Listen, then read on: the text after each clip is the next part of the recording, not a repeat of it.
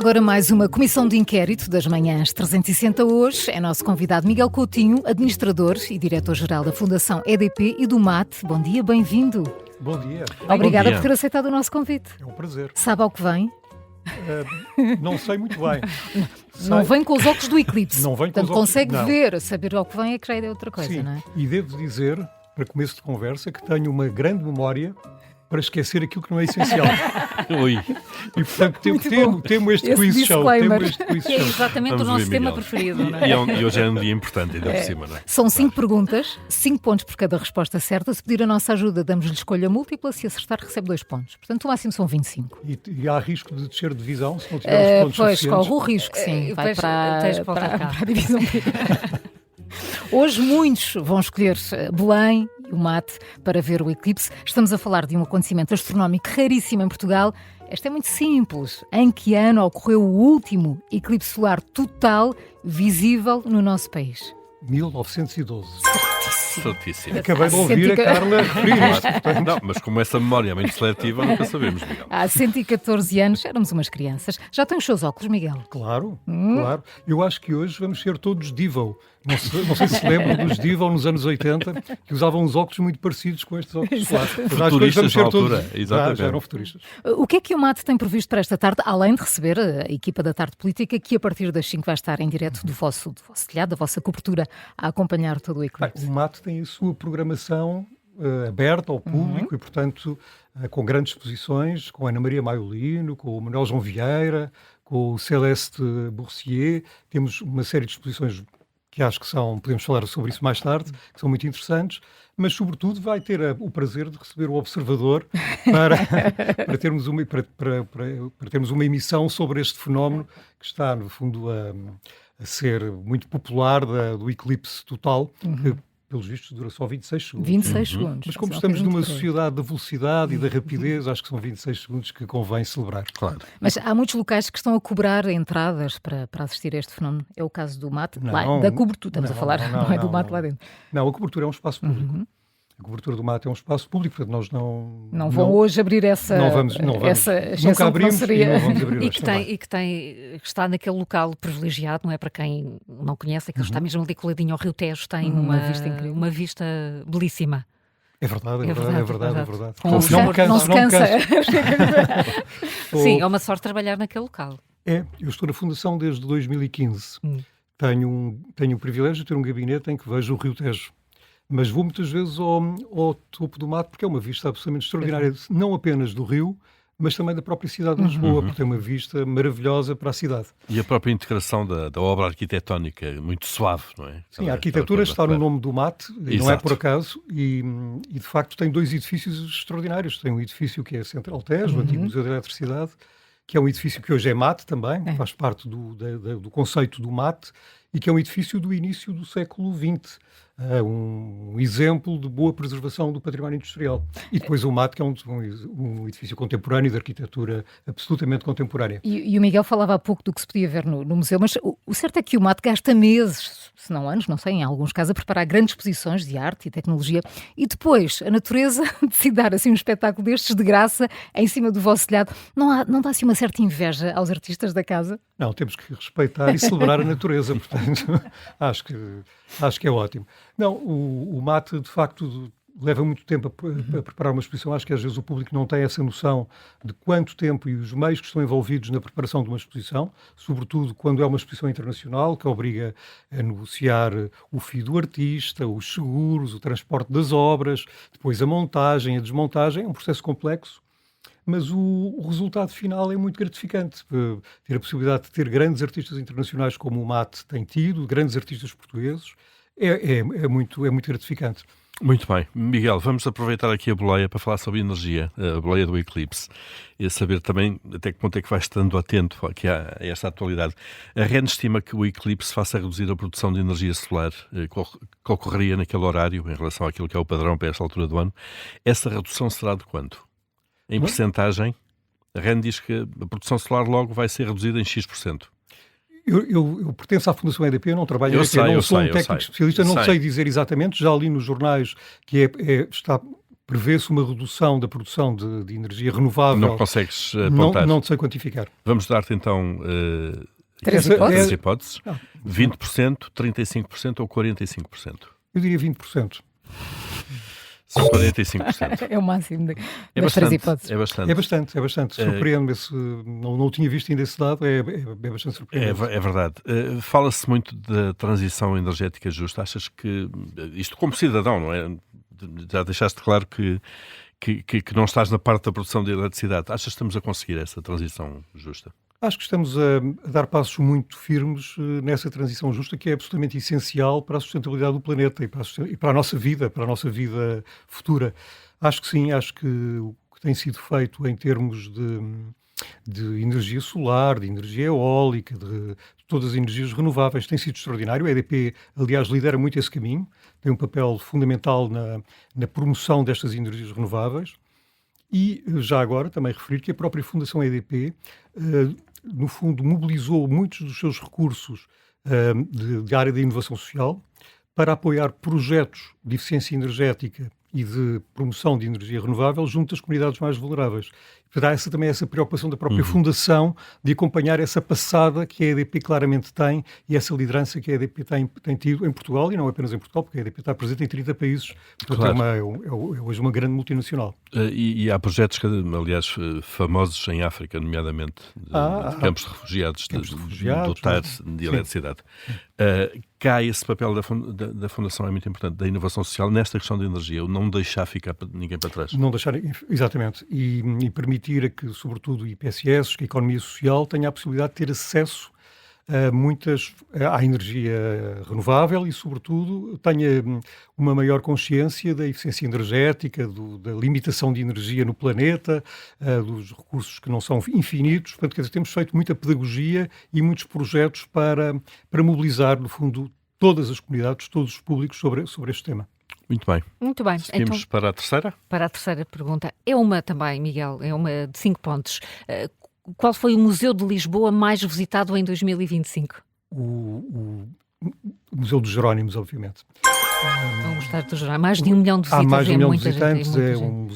É um edifício extraordinário, claro. Histórico, e eu sou testemunha das enormes filas que estão sempre à frente dos Jerónimos e tenho alguma inveja.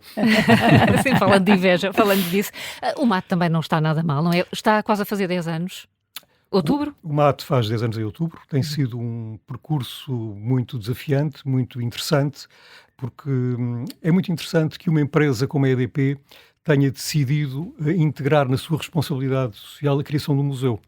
E isto tem muito a ver com o conceito de que a cultura não é um luxo, que a cultura é essencial para, no fundo, para que a sociedade tenha mais pensamento crítico, tenha mais informação, tenha outra visão sobre a realidade, sobre o mundo.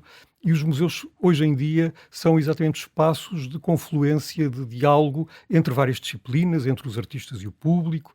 Entre várias disciplinas, refiro e sublinho, porque o MAT também não é só apenas um museu de arte, é um museu de arquitetura e tecnologia, mas também está aberto à moda, está aberto ao design. Portanto, tudo isto faz sentido e fez sentido na decisão da EDP de criar um museu com uma ambição internacional. Não é muito comum, mas eu sinto-me muito orgulhoso de ter acompanhado esse caminho e esse projeto desde o início. Mas agora, fazendo este desafio que nós fazemos, por exemplo, nas reuniões para emprego, como é que fez o MAT daqui a 10 anos? Eu nunca fiz grandes planos, devo dizer, na minha vida.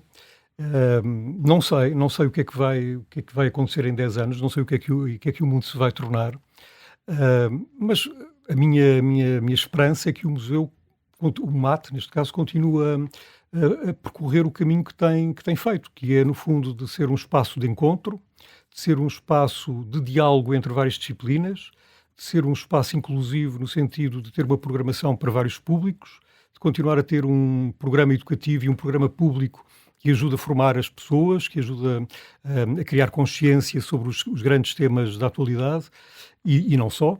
E, portanto, é essa a minha expectativa, mas não sabemos. Este mundo está demasiado imprevisível.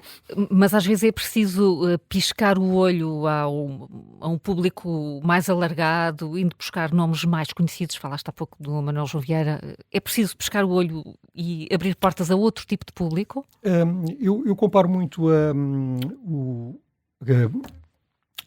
o museu a um jornal.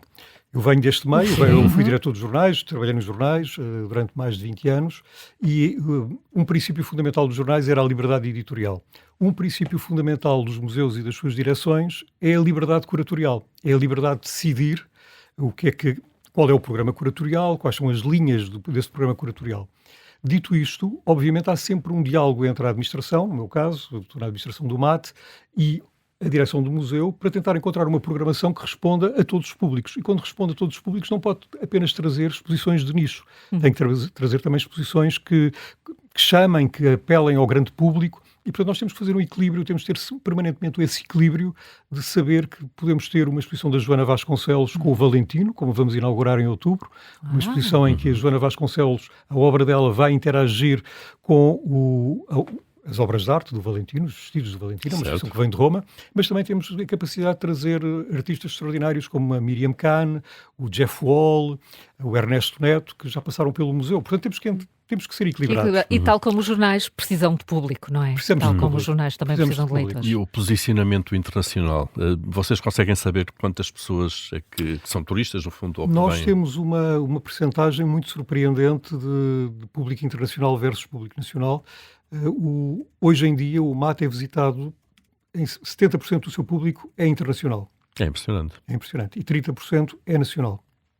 Isto tem a ver também muito com o posicionamento que o MAT assumiu desde o início, como referi, com uma ambição internacional da sua programação, de ter muitos artistas internacionais, mas também ser um espaço onde se pode compreender o que é que aconteceu na arte contemporânea portuguesa nos últimos 40 anos, 30 anos. E, portanto, eu acho que um estrangeiro que chega a Portugal e quer escolher um museu, se calhar escolhe o MAT pela localização, pela arquitetura, mas também por esta dimensão do seu programa, que de facto junta, acho que de uma forma muito feliz, aquilo que são os artistas internacionais com os artistas portugueses. Claro, e numa lógica de vanguarda sempre. Sempre numa lógica, sim, podemos dizer que sim. Olha, e já que falamos de artistas nacionais, vamos à próxima. Vamos? Nos anos 90, os Lunáticos lançaram uma música que foi um êxito de verão. Começava assim: estou na lua, não me chateis. O que é que vinha depois? Eu tenho uma péssima memória. Ajudou muito a cantar. Estou na lua, mas eu não canto me pessimamente chateis também. que eu agora... Vou para a rua?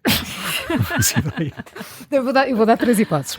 Estou na lua, não me chateis que eu agora estou na lua e em breve vou chegar ao sol. Ou então, e em breve vou chegar a Marte. Ou, e a seguir vou comprar tabaco.